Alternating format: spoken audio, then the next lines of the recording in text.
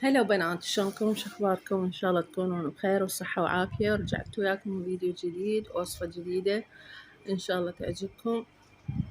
قبل ما نبدي الوصفة لا تنسون باللايك والاشتراك اذا كنتم ما مشتركين بالقناة، وتشيرون الفيديو حتى يوصل اكبر عدد ممكن.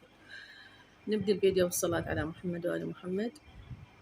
وهذا مثل ما جاي تشوفون سويت كمية كبيرة من كيلو او اقل الكيلو من البوتيتو، وصدر دجاج وطماطة وهاي الشغلات. هسه تشوفون مثل تفيد عشاء، أكثر شي للعشاء. وهاي اللي استخدمتهن بالوصفة. عندي فلفل أخضر بارد، وعندي بصل أبيض أو أحمر أي شي عندكم، والفلفل البارد هذا أو فلفل ألوان كيفكم مثل ما قلت لكم. بصل، وعندي صدر دجاج. الكمية حسب الرغبة، اللي متوفر عندكم تسوونه. أنا متوفر عندي هذا ما شاء الله، صار يعني كمية كلش كافية وهواية.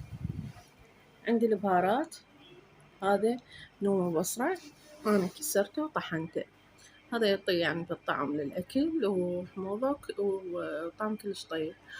وفلفل حار قليل يعني، وكركم، فلفل أسود، وملح. نوم البصرة طبعا يعطي حموضة، ويعطي نكهة، يعني نكهة النوم تصير بالخلطة. خلطتنا هي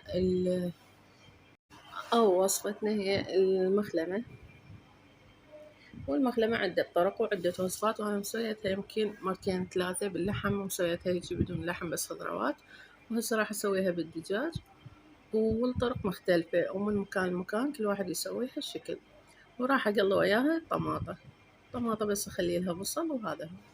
هنا حمست الدجاج بهاي الطاوة الصغيرة، وهنا أحمص البوتيتو،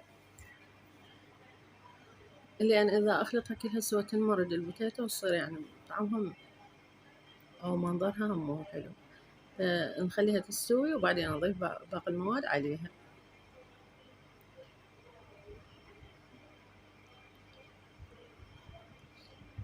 هنا قربت تستوي وتعطي لون ذهبي. وهنا عندنا الدجاج هم نفس الشي، ذب مايه كله وبدا يحمس.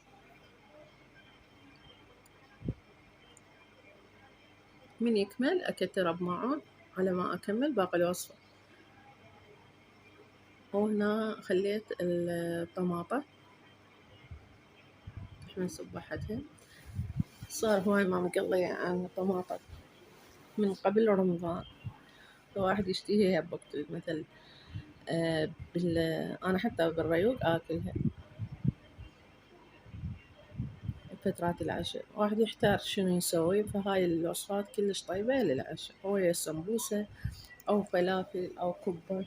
بس هاي أسرع شي يعني، ما تطول نص ساعة تكملوها. هسه ضفت البصل هنا ونحمسه، وضفت الفلفل، ونخليه كله يذبل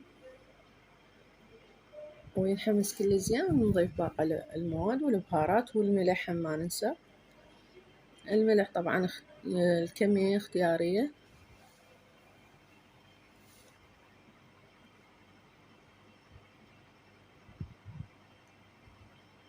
نبقى نقلب المواد حتى شنو ما يعني تصير شي مستوي وشي لا، كلها تتجانس وتستوي كلها.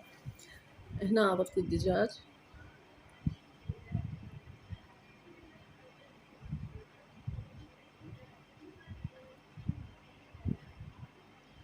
بنات اكو وصفات هواية يعني أنا مسويتها مثل تفيد للعشاء.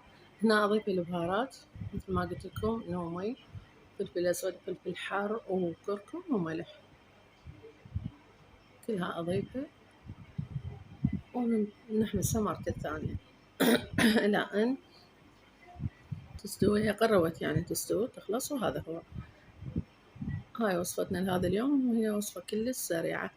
ومثل ما قلت لكم اكو عدة وصفات تفيد للعشاء بالقناة، إذا تحبون تشاهدوها.